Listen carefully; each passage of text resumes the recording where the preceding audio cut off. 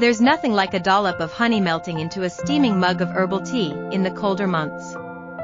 But if you've been the victim of honey fraud, you might as well mix a spoonful of sugar into your brew.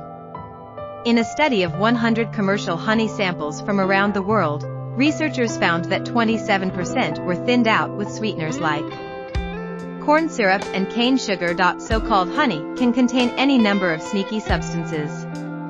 If you're lucky, you might be able to spot them in the ingredients list. Keep an eye out for sugar syrup, corn syrup, fructose, sucrose, glucose, high fructose, corn syrup, beet sugar.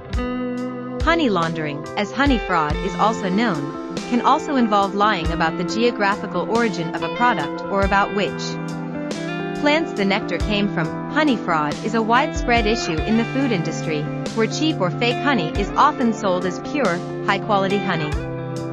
This can be a problem for consumers who are looking for natural and pure honey products. To avoid falling victim to honey fraud, there are a few things to keep in mind. First, check the label for any indication of additives or additional ingredients, as pure honey should only contain one ingredient, honey.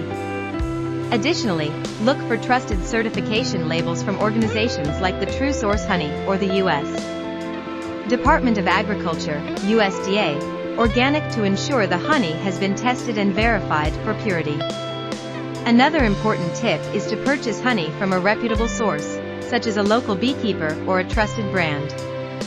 To reduce the likelihood of buying fraudulent honey, finally, consider the price of the honey, as pure, high-quality honey is often more expensive than fake or diluted honey products.